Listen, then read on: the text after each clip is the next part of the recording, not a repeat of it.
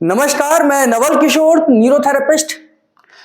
आपने मेरी कई सारी वीडियोस में ये सुना है और मैंने कई बार बोला है कि हमारी बॉडी 100% तब काम करती है या 100% हेल्दी तब होगी जब हमारे शरीर के अंदर 11 सिस्टम जो अलग अलग तरीके से अलग अलग पर्पसली हमारे लिए काम करते हैं वो एकदम परफेक्ट काम कर रहे हैं। ये 11 सिस्टम कौन से हैं, इन सिस्टम का काम क्या है, कौन से हार्मोन्स बनेंगे, इन सब की जानकारी इस वीडियो में आपको मिलने वाली है। तो इस वीडियो में आपको उन 11 सिस्टम के नाम बताने वाला हूं और उनके मेनली क्या काम होंगे ये बताने वाला हूं। ठीक, तो देखते हैं हमारी बॉडी के अंदर कौन से 11 सिस्टम हैं जो हमारी बॉडी को स्वस्थ रखने के लिए, हेल्दी रखने के लिए काम करते हैं।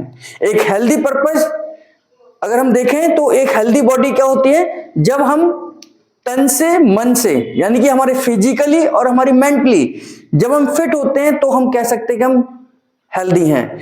और इसमें बहुत सारी चीजों का मापदंड होता है जिसमें बीपी है, शुगर है, आपका वेट है, हाइट है, इन सब का रोल है। तो आइए उन 11 सिस्टम के बारे में देखते हैं। पहला सिस्टम स्केलेटल सिस्टम है। स्केलेटल सिस्टम जिसे कंकाल तंत्र भी कहते हैं। या स्केलेटल सिस्टम के अंदर आपके बोन्स आते हैं। हमारी पूरी बॉडी के अंदर लगभग 206 हड्डियां होती हैं। इन 206 हड्डियों का अपना अपना रोल है। आप अगर खड़े हो पा रहे हैं, आप दौड़ पा रहे हैं, आप चल पा रहे हैं, आप बैठ रहे हैं, तो ये अपनी हड्डियों की वजह से ही आप बैठते हैं। यानी कि कहीं ना कहीं आपको सपोर्ट देते हैं, आपको स्ट्रक्चर देने का काम करते हैं। आप कैसे दिखते हैं ये आपके स्केलेटल सिस्टम पर डिपेंड करता है। तो ये आपको सपोर्टिव है यानी कि आपके स्ट्रक्चर को डिसाइड करते हैं।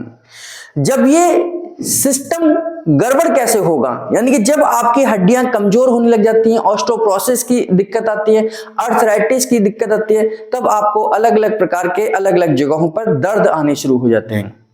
जैसे सर्वाइकल स्पॉन्डिलोसिस है, सर्वाइकल स्पॉन्डिलाइटिस है, लंबर लॉर्डोसिस है, या रोमेटोइड अर्थराइटिस है, या ऑस्टियोआर्थराइटिस ऑफ नी है। ये सब हड्डियों से रिलेटेड बीमारियां हैं, है ना। तो ये आपकी बॉडी के स्ट्रक्चर को यानी कि आपको एक शेप देने का काम करते हैं। आपको दौड़ने में, भागने में, चलने में, कूदने में, इन सब में आपकी ये मदद करते हैं। दूसरा सिस्टम हमारा मस्कुलर सिस्टम है। मस्कुलर सिस्टम का मतलब मसल्स वाला सिस्टम है। आप देख रहे हैं कि ये जो ढांचा है, इस ढांचे के ऊपर एक कवरिंग है। इस कवरिंग को ही हम मस्कुलर सिस्टम कहते हैं। जो हड्डियों के ऊपर एक कवरिंग है, मांस की एक कवरिंग है, मसल्स की कवरिंग है ना, उसी को हम मस्कुलर सिस्टम कहते हैं, जिसके अंदर आपके मसल्स का रोल है। हम किसी भी चीज को उठाते हैं, हम किसी पोस्चर में हैं, हम कहीं ना कहीं कुछ चीजों को ग्रिप करते हैं, पकड़ते हैं, तो इन सब में आपके मस्कुलर सिस्टम का भाग होगा। जैसे अब इनमें बीमारियां कौन सी हो सकती हैं, तो मस्कुलर डिस्ट्रॉफी है ना। मस्कुलर डिस्ट्रॉफी का मतलब मसल्स का डिस्ट्रॉय हो जाना, मोटो न्यूरॉन डिसऑर्डर है ना, और मल्टीपल स्क्लेरोसिस यानी कि जब आपकी मसल्स डिस्ट्रॉय या डैमेज होने लग जाती हैं तो उस तरीके की बीमारियां आपके मस्कुलर सिस्टम में आ सकती हैं। मसल्स खराब हो जाती हैं, मसल्स कमजोर होने लग जाती हैं, वीक हो जाती हैं, या कई बार डायबिटीज की वजह से भी हमारी मसल्स वीक होने शुरू हो जाते हैं। इनका मेन काम क्या है, आपके जो ढांचा है उसको एक शेप देना, यानी कि उसकी ऊपर की कवरिंग है। जैसे आप देखेंगे मेरे हाथ में मांसपेशियां हैं, मेरे पैरों में मांसपेशियां, मेरे पेट पे मांसपेशियां, मेरे पूरे शरीर पर मांसपेशियां उस ढांचे को कवर करते हैं जो एक स्केलेटल सिस्टम बनाता है। नर्वस सिस्टम है, न्यूरॉन से बनता है। करोड़ों खरबों न्यूरॉन्स जब आपस में मिलते हैं तो वो नर्वस सिस्टम का निर्माण करते हैं। नर्वस सिस्टम में मैं डिटेल में पढ़ाता हूं इस कोर्स के दौरान। सीएनएस है, पीएनएस है, एएनएस है, यानी कि सेंट्रल नर्वस सिस्टम है, पेरिफेरल नर्वस सिस्टम है ना, ऑटोनोमिक नर्वस सिस्टम है। तो नर्वस सिस्टम का मतलब कि मुझे मैसेज ब्रेन तक जा रहा है, मेरा मैसेज, और ब्रेन से मैसेज मेरे पार्ट तक जा रहा है। जैसे अगर मैं किसी चीज को, गर्म चीज को छूता हूं, हॉट चीज को छू रहा हूं तो ये जो हॉट वाली जो फीलिंग है, यानी कि मेरे को गर्म चीज छूने पर जो फीलिंग है, ये नर्वस सिस्टम का काम है कि आपकी सेंसरी नर्व आपके ब्रेन तक इस मैसेज को पहुंचाती है। ब्रेन आइडेंटिफाई करता है कि आपने क्या छुआ और उसके रिस्पॉन्स में आपकी मोटर नर्व उस पर काम करती है। तो गर्म चीज छूने पर या ठंडी चीज छूने पर जैसे ही आप उसे टच करते हैं, ब्रेन स्टिमुलेट होता है और ब्रेन आपको बताता है कि ये क्या फीलिंग है, और उस फीलिंग को आप मोटर नर्व के द्वारा उसको रिवर्स करते हैं, यानी कि उसकी प्रतिक्रिया करते हैं। नर्वस सिस्टम से रिलेटेड बहुत सारी बीमारियां हैं, जैसे पैरालिसिस नर्वस सिस्टम की बीमारी है ना, डीएनडी है, ये नर्वस सिस्टम से बीमारी है। जब आपके न्यूरॉन डैमेज होने लग जाते हैं, जब आपके मैसेज आना जाना बंद हो जाते हैं, तो ये नर्वस सिस्टम से रिलेटेड बीमारी होती है। एंडोक्राइन सिस्टम, एंडोक्राइन सिस्टम यानी कि हार्मोन्स का सिस्टम। हमारी पूरी बॉडी में कम मात्रा में सही लेकिन हार्मोन्स का बड़ा रोल है। जैसे ग्रोथ हार्मोन बहुत कम मात्रा में बनता है लेकिन बहुत बड़ा रोल है। अगर हमारी ग्रोथ हार्मोन ना बने तो हमारे शरीर का विकास नहीं होगा, हम बौने रह जाएंगे, हमारे शरीर की ग्रोथ नहीं होगी। तो ये एंडोक्राइन सिस्टम यानी कि उस सिस्टम में वे सभी ग्लैंड्स आएंगे जो कहीं ना कहीं हार्मोन्स को प्रोड्यूस करने का काम करते हैं। जैसे पिट्यूटरी ग्लैंड है, हाइपोथैलेमस है, आपका थायराइड ग्लैंड है, पैंक्रियाज है, ओवरीज है, टेस्टिस है, एड्रिनल ग्लैंड्स हैं। ये सब कहीं ना कहीं हार्मोन्स को प्रोड्यूस करते हैं और इन सभी ग्लैंड्स के बारे में हम एंडोक्राइन सिस्टम में पढ़ते हैं। और इससे रिलेटेड बीमारियां तो खतरनाक बीमारियां होती हैं, यानी कि हार्मोन्स जब गड़बड़ हो जाएं तो हमें बहुत सारी अलग अलग प्रकार की बीमारियां हो सकती हैं। जैसे मोनोपॉज फीमेल्स के अंदर जब आता है तो वो हार्मोन्स का ही रोल है। अगर मेल के अंदर टेस्टोस्टेरोन न बने तो नपुंसकता हो सकती है, यानी कि इनफर्टिलिटी का कारण बन सकता है, इंपोटेंसी हो सकती है। फीमेल में एस्ट्रोजन प्रोजेस्टेरोन ना बने तो पीरियड से रिलेटेड समस्या हो सकती है। मेमोरी ग्लैंड्स में जब अगर प्रोलैक्टिन ना बने तो उसमें समस्या हो सकती है। तो बहुत सारी समस्याएं इन हार्मोन्स की गड़बड़ी से आ सकती है। ये सभी हार्मोन्स आपके एंडोक्राइन सिस्टम का हिस्सा होते हैं। आगे कार्डियोवास्कुलर सिस्टम है। कार्डियोवास्कुलर सिस्टम का मतलब आपका हार्ट के काम करना। हार्ट एक ऐसा ऑर्गन है जो इंडिपेंडेंटली और नॉन स्टॉप काम करता है। इसे किसी से कोई लेना देना नहीं है कि लंग्स आराम कर रहा है, लिवर आराम कर रहा है, स्टमक आराम कर रहा है, लेकिन ये लगातार 24 घंटे नॉन स्टॉप काम करता है। इसने काम करना बंद कर दिया तो आपका जीवन लीला समाप्त हो जाएगी। तो हार्ट और हार्ट के जो मस्कुलर पार्ट है ये अलग प्रकार की मसल से बनता है, ऑटोमेटिक है, यानी कि अपने आप काम करता है, इसको कहने की आवश्यकता नहीं है ना। तो हार्ट का फंक्शनिंग, हार्ट कैसे लंग्स के साथ कनेक्ट है, कैसे हार्ट अपने ब्लड को लंग्स में भेजता है, लंग्स को प्योर करके फिर हार्ट में भेजता है, फिर हार्ट उस प्योर ब्लड को पूरी बॉडी में सर्कुलेट करता है। तो हार्ट का काम है उस टिल्लू पंप की तरह है, जैसे आपके घरों में पानी के प्रेशर को क्रिएट करने का काम, यानी कि पानी नीचे घूम रहा है लेकिन उस पानी को छत तक पहुंचाने का काम जो आपका पंप करता है, उसी पंप का तरह ये हार्ट हमारा काम करता है कि एक प्रेशर क्रिएट करता है ब्लड के अंदर, और वो प्रेशर की वजह से हार्ट का प्रेशर इतना प्रेशर क्रिएट करता है जिससे कि आपके हार्ट से ऊपर भी ब्लड पहुंच जाता है। हार्ट से ऊपर ब्लड अगर जा रहा है तो ये ग्रेविटी के अपोजिट जा रहा है, यानी कि उसके लिए उसका प्रेशर क्रिएट करना होता है ना। तो ये हार्ट की वजह से हमारे पूरे शरीर के अंदर ब्लड सर्कुलेशन घूमता है। हार्ट से रिलेटेड बहुत सारी बीमारियां, हार्ट अटैक है, कोलेस्ट्रॉल है, हार्ट ब्लॉकेज है, वाल्व लूज हो जाना है, हार्ट इनलार्जमेंट है, इस तरीके की समस्याएं आती हैं जब हार्ट बीमार होना शुरू कर देता है। और लिम्फेटिक सिस्टम, लिम्फेटिक सिस्टम यानी कि हमारी सुरक्षा के लिए, हमारी सिक्योरिटी के लिए भगवान ने एक सिस्टम बनाया अलग से कि पूरे शरीर की देखभाल करने वाला काम जो सिस्टम है वो है लिम्फेटिक सिस्टम। लिम्फेटिक सिस्टम के अंदर आपकी सुरक्षा प्रणाली आती है, यानी कि हमारे शरीर के अंदर इम्यूनिटी पावर को बूस्ट करना, जो हम कहते हैं कि इम्यूनिटी पावर, किसी भी वायरस, बैक्टीरिया, फॉरेन मैटर से लड़ने की जो ताकत है हमारी, वो इम्यूनिटी पावर कहलाती है। और ये इम्यूनिटी पावर कहां से आती है? आपके लिम्फेटिक सिस्टम से आती है। लिम्फेटिक सिस्टम में आपका थाइमस है, स्प्लीन है, लिम्फ नोड्स है, टॉन्सिल्स है, ये सभी अलग अलग प्रकार के जगहों पर अलग अलग नोड्स बने हुए हैं, अलग अलग ग्लैंड्स बनी हुई हैं, जिनकी जिम्मेदारी है कि हमारे शरीर की सुरक्षा करना। हमारे शरीर के अंदर कोई भी वायरस, बैक्टीरिया, किसी भी तरीके का फॉरेन मैटर अगर एंटर करता है तो उससे लड़कर हमारे शरीर का बचाव करना हमारी इम्यूनिटी का काम है, यानी कि हमारे लिम्फेटिक सिस्टम का काम है। ये भी पूरी बॉडी में फैला हुआ है ना। और जब ये वीक हो जाता है तो हमें छोटी छोटी बीमारियां भी परेशान करने लग जाती हैं। जैसे हमारी इम्यूनिटी अगर डाउन जाती है तो खांसी, जुकाम, बुखार, ये इस तरीके की बीमारियां हमें बहुत परेशान करती हैं, यानी कि ये एक संकेत है कि हमारी इम्यूनिटी कमजोर हो रही है, यानी कि लिम्फेटिक सिस्टम कमजोर हो रहा है। और रेस्पिरेटरी सिस्टम, जिस रेस्पिरेटरी सिस्टम का काम है कि श्वास को लेना और श्वास को छोड़ना, यानी कि ऑक्सीजन आपके शरीर के अंदर हर सेल तक पहुंचे। और कार्बन डाइऑक्साइड यानी कि विजातीय तत्व, यानी कि वेस्ट प्रोडक्ट के रूप में कार्बन डाइऑक्साइड को शरीर से बाहर निकालने का काम आपका रेस्पिरेटरी सिस्टम करता है। रेस्पिरेटरी सिस्टम का काम यानी कि लंग्स का काम है कि ऑक्सीजन मैक्सिमम मात्रा में, आप वायुमंडल से ऑक्सीजन को मैक्सिमम मात्रा में लें और शरीर के हर सेल तक पहुंचाने में मदद करता है आपका रेस्पिरेटरी सिस्टम। और वहां से प्रोड्यूस कार्बन डाइऑक्साइड को पूरा का पूरा बाहर निकालने में आपकी मदद करते हैं रेस्पिरेटरी सिस्टम। जब ये वीक हो जाता है तो आपको लंग से रिलेटेड बीमारियां आ जाती हैं। ब्रोंकाइटिस है, अस्थमा है, सांस लेना, सांस छोड़ना, या दमा, या सांस फूलना, इस तरीके की बीमारियां आपको आ जाती हैं जब हमारा रेस्पिरेटरी सिस्टम कमजोर होने लगता है। और इसी प्रकार डाइजेस्टिव सिस्टम, ये हमारा सबसे महत्वपूर्ण है, क्योंकि अगर जब पेट ठीक है तो आपको बहुत सारी बीमारियां नहीं हो सकती, और पेट गड़बड़ होते ही आपको बहुत सारी बीमारियां अपने आप अंदर एंटर कर जाती हैं, है ना। आपको जितना भी न्यूट्रिशन वैल्यू चाहिए, जितना भी रॉ मटेरियल चाहिए, ये पेट से ही मिलने वाला है। आपके विटामिन है, मिनरल्स हैं, कार्बोहाइड्रेट है, फैट है, जो भी कुछ आपको शरीर के विकास के लिए रॉ मटेरियल चाहिए, ये सब आपको डाइजेस्टिव सिस्टम के माध्यम से मिलता है।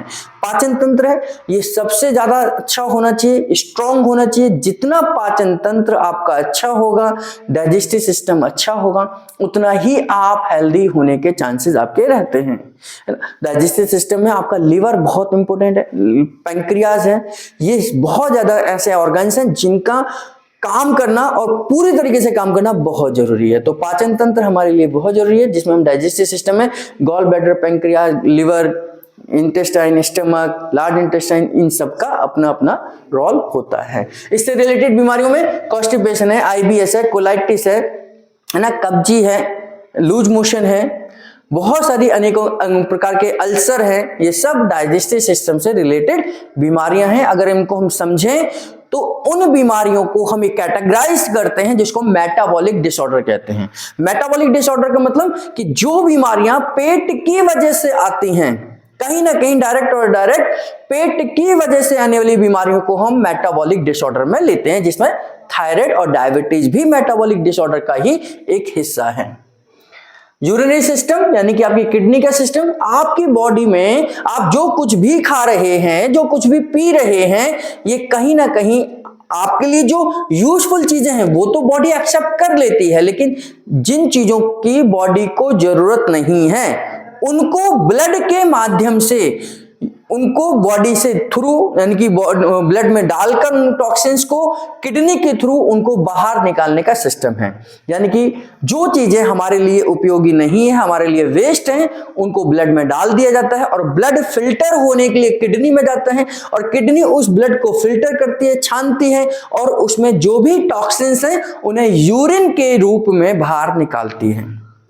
तो किडनी का बहुत बड़ा रोल है आपकी बॉडी से टॉक्सिन्स को रिमूव करने के लिए, है ना। तो क्योंकि बॉडी के अगर टॉक्सिन्स जमा होते रहेंगे तो हमें और बहुत सारी बीमारियां आती चली जाएंगी। तो किडनी अगर खराब हो जाए, अगर आपका क्रिएटिनिन लेवल बढ़ जाता है, इसका मतलब किडनी का फिल्ट्रेशन कम हो रहा है, और उस समय पर हमें आर्टिफिशियल तरीके से किडनी को फिल्टर, ब्लड को फिल्टर करने की आवश्यकता पड़ती है, जिसको हम डायलिसिस कहते हैं। यानी कि किडनी के खराब होने पर हमें मशीन के थ्रू उस ब्लड को फिल्टर करने की आवश्यकता पड़ती है, जिसको हम डायलिसिस कहते हैं, है ना। किडनी की खराबी से नेफ्रो की बीमारी आ जाती है, नेफ्रेटाइटिस आ जाती है, किडनी स्टोन हो सकता है, एसिड अल्कलाइन इनबैलेंस हो सकता है, और बहुत सारी अनेकों अनेक बीमारियां किडनी की वजह से आ सकती है।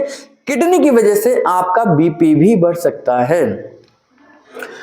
रिप्रोडक्टिव सिस्टम, जिसको प्रजनन तंत्र कहते हैं, रिप्रोडक्टिव सिस्टम क्या है? एक नए संतति को जन्म देना, नए जनरेशन को जन्म देना, नए स्पीशीज को जन्म देना, यानी कि एक नई जीन्स, नए जनरेशन को पैदा करना।